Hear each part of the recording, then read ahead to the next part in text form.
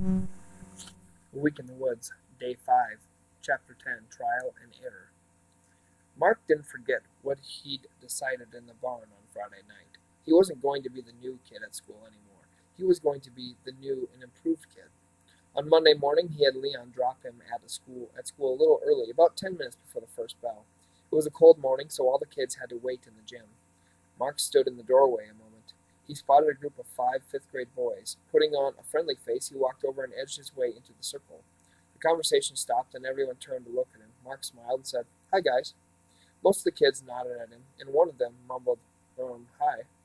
No one said anything, so Mark said, "Lots of snow this weekend." A couple of the boys looked at each other and then at Mark. One kid smirked and said, "You figured out that yourself, or did the butler tell you?" The others laughed or smiled, and Mark felt his face start to color. He knew this was a test, and he knew he had it coming. So he looked the wise guy right in the face and said, "Actually, I figured it out because the gardeners were up at night using the snowblowers to clear off the tennis courts. I always play a couple of sets of tennis in the morning before school." A tall, thin boy with curly brown hair opened his eyes wide and said, "Really?" And that made the rest of the guys start laughing. So right away, Mark said to the tall kid, "Nah, I'm just kidding. We don't have any gardeners, and we don't have a tennis court or a butler. I was out snowshoeing on Sunday, and I guess we got 8 or 9 inches of new snow, more in some places. When does the stuff start to melt around here anyway?" And that was all it took. For the next 5 minutes, Mark listened to all kinds of theories about how long it takes the snow to melt off, about how there could be some big snows in March, but the snowfalls never stayed long, about how snowshoeing was a drag and how snowmobiling was a blast. He felt like one of the guys. He picked up a couple of names, too. The kid who made the crack about the butler was Jason. The tall guy was Adam, and the boy who had his own Arctic cat was Ed. When the homeroom bell rang and they all started to scatter, Jason nodded at him and said, "See you around," and Mark felt like he meant it. He felt like he would actually be able to make friends with some of these kids. Getting to a better relationship with his teachers was another matter. During second period, when Mrs. Stearns passed out 3 reading comprehension exercises, instead of staring out the window like he'd done for the first 2 weeks, Mark sat up at his desk, got his pen and paper, and did all the work in less than 10 minutes. Then he took out his Jack London book and began to read a new story.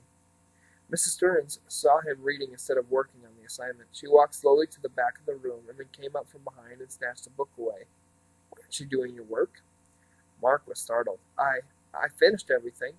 All the kids turned to stare at him. Most of them were barely done with the first exercise. Mrs. Stearns held out her hand. "Let me look." Mark handed her the sheets, and Mrs. Stearns flipped through them. She said. "Seems you're done, but that means you should do some more. This is not a free reading period." Mark stiffened and said, "But I'm done. Why do I have to do more?" Mrs. Stearns was not upset or used to arguing with 5th graders, because this is a reading comprehension period, not a free reading period. You might be a good reader, but you can always improve your comprehension. Mrs. Stearns went to a filing cabinet and pulled out 4 more exercises. She put the Jack London book on the corner of her desk, and then walked to Mark and handed him the sheets. Mark took them from her, but as she walked back to her desk, he put his pen away. For the rest of the class period, he stared out the window.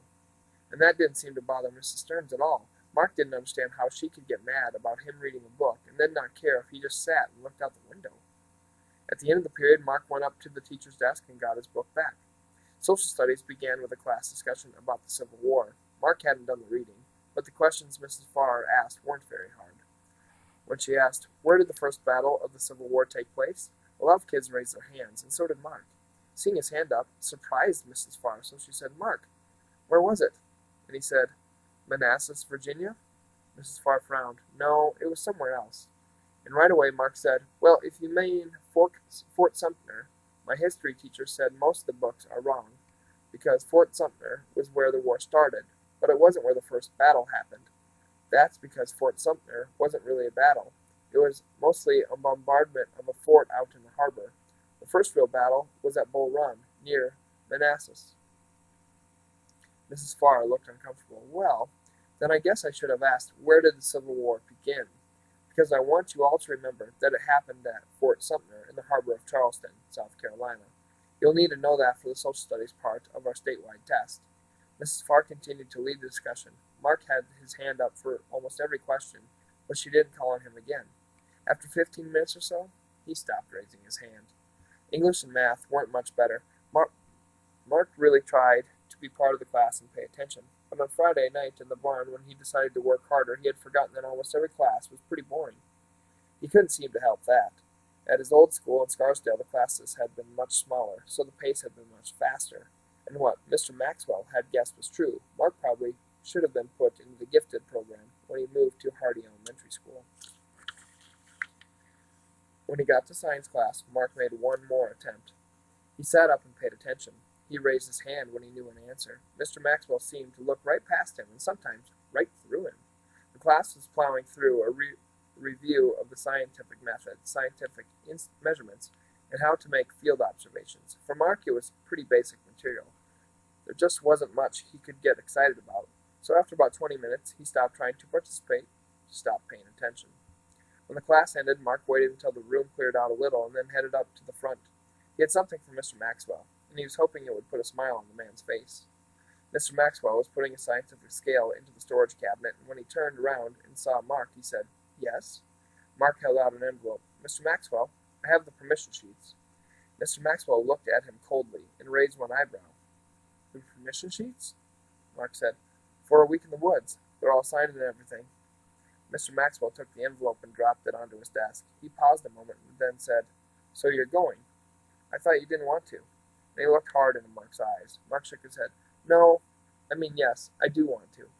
Mr. Maxwell didn't smile. "Fine," he said. "Glad to hear it." But that's not what his eyes said. Mark said, "So, I'll see you tomorrow?" Mr. Maxwell said, "Yep." Then he picked up a rack of scale weights and turned to put them away. When Mark had left the room, Mr. Maxwell sat down at his desk and picked up the envelope Mark had brought. He turned it over in his hands. It was a beautiful envelope with an embossed return address.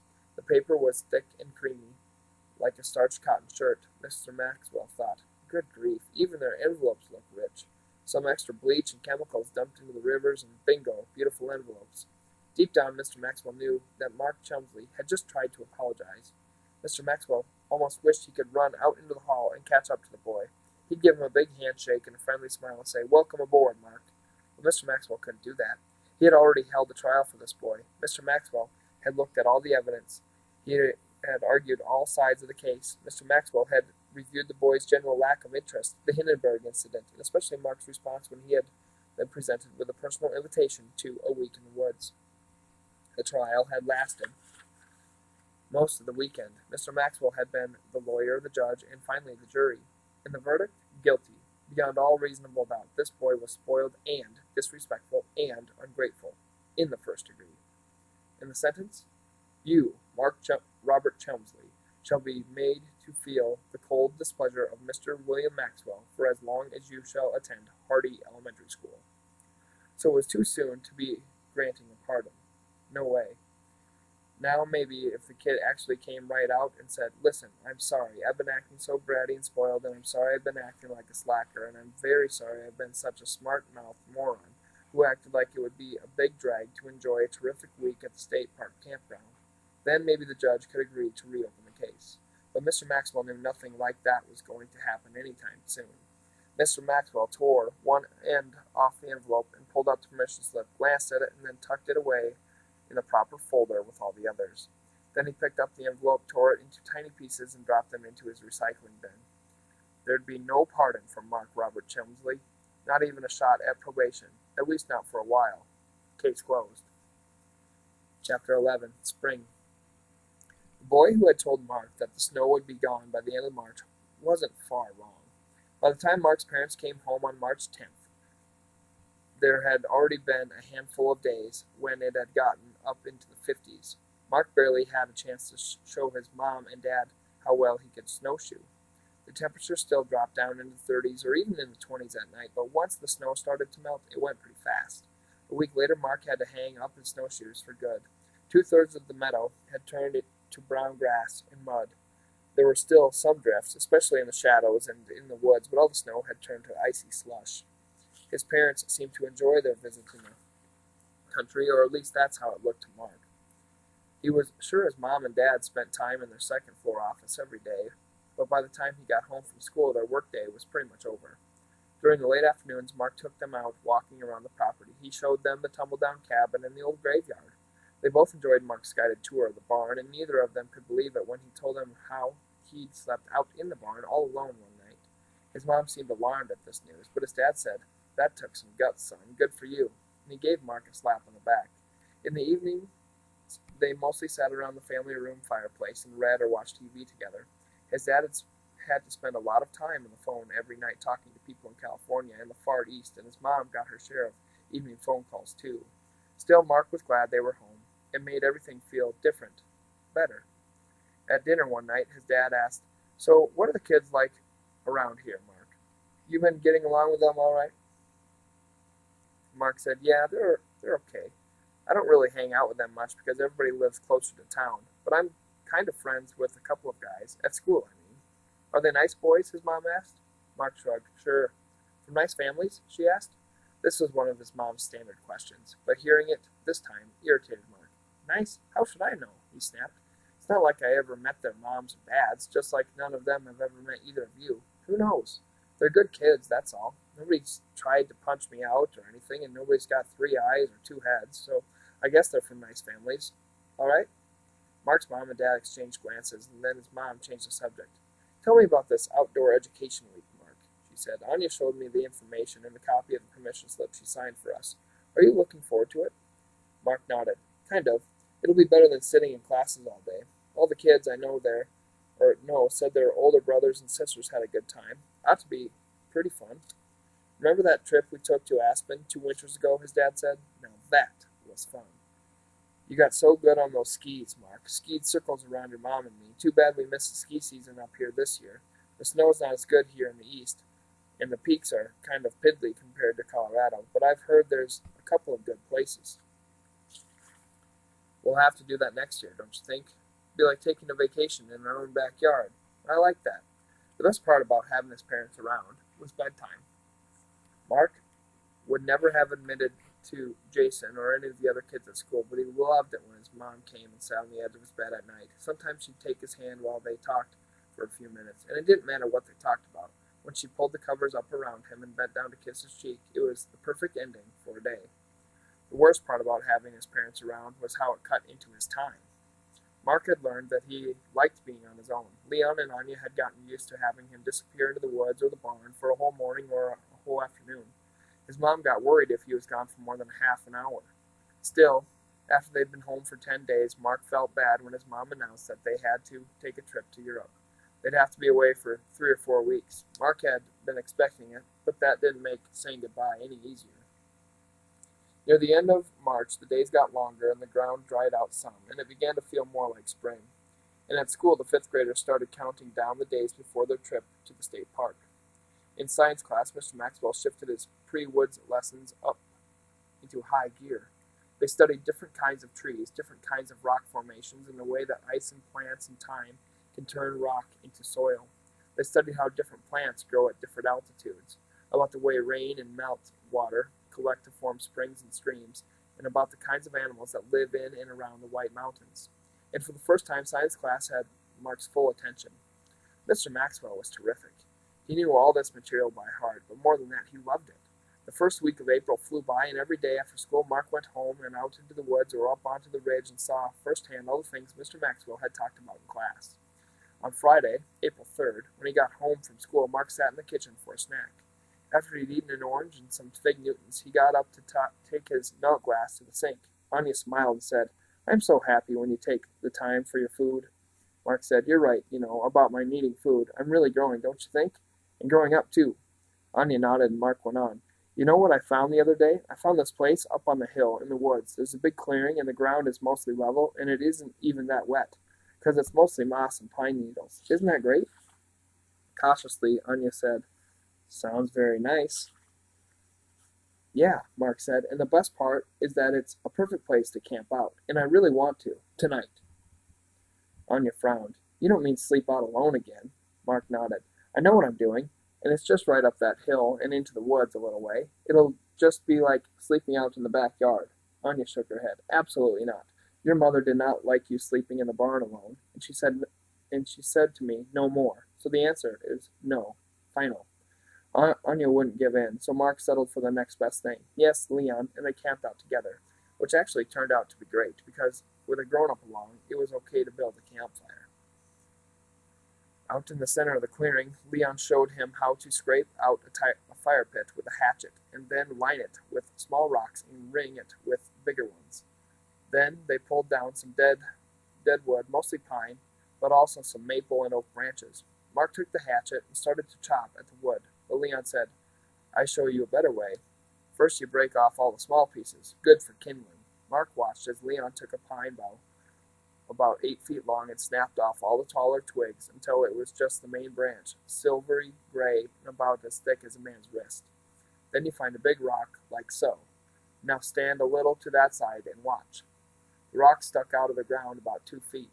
Leon stood behind it and lifted the branch over his head. He brought it down sharply so that it struck the rock about 18 inches from the end of the branch. There was a sharp crack, and the end of the branch snapped off cleanly and dropped to the ground. Raising the stick, Leon hit it again, and another piece cracked and dropped off. Crack, crack, crack, and all that was left was a short piece in Leon's hand. Now you try. Mark picked out a limb, stripped off the twigs, and took a big swing. The branch bounced and stung his hands. Nothing broke off. Leon chuckled and said, "Try it again, but this time, don't hit so close to the end."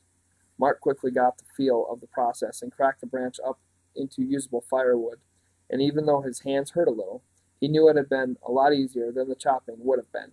There was no rain in the forecast. The black flies and mosquitoes hadn't begun hatching yet, so they made their beds under the open sky. Leon on one side of the fire, Mark on the other. Anya had thought they were crazy, but the two of them had insisted that they wanted to cook their own dinner over the campfire. As the sunset faded in the west, Mark and Leon feasted on charred hot dogs and canned baked beans, washed down with lukewarm cans of Hawaiian punch. They roasted about 10 marshmallows apiece for dessert.